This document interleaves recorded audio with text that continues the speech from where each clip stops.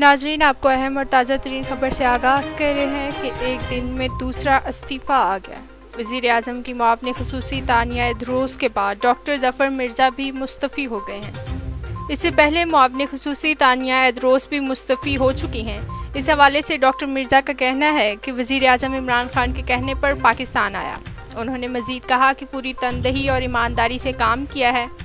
दूसरी जानिब ये बात वाज़ेह रहे कि मुआवने ख़ुसूसी बराए डिजिटल मीडिया तानिया इदरोस ओहदे से मुस्तफ़ी हो गई हैं।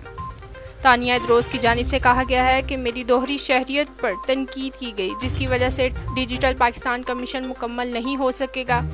मैं ओहदे से इस्तीफ़ा दे रही हूँ, लेकिन वज़ीर आज़म इमरान खान के मिशन पर बतौर पाकिस्तानी काम करती रहूँगी।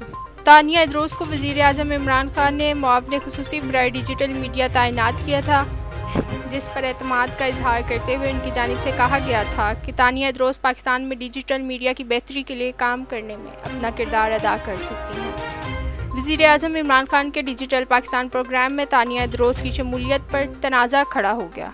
बताया गया कि पाकिस्तान डिजिटल प्रोग्राम की बुनियाद एक ऐसे इदारे के नाम पर की गई थी जो किसी किस्म का कोई मुनाफा नहीं लेगी और ना ही वह हुकूमत पर बोझ बनेगी, लेकिन इसे सिक्योरिटी एक्सचेंज कमीशन के सेक्शन 42 के नाम पर रजिस्टर किया गया, जिसने कई सवालात को जन्म दे दिया है।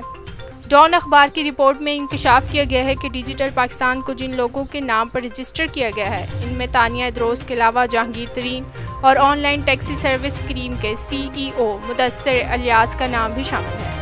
इस हवाले से मुकामी अखबार ने तानिया इदरोस से बात की, जिस पर उन्होंने अखबार के नुमाइंदे को बताया ऑपरेशन का मकसद हुकूमत की मदद करना था, ताहम हुकूमत से किसी किस्म की कोई इमदाद नहीं लेते। ये थी अब तक की लोकल व्यूज़ ताज़ा तरीन। मजीद किसी भी खबर से बाखबर रहने के लिए हमारे चैनल लोकल व्यूज़ TV को ज़रूर सब्सक्राइब करें। वीडियो पसंद आई हो तो लाइक और शेयर ज़रूर करें।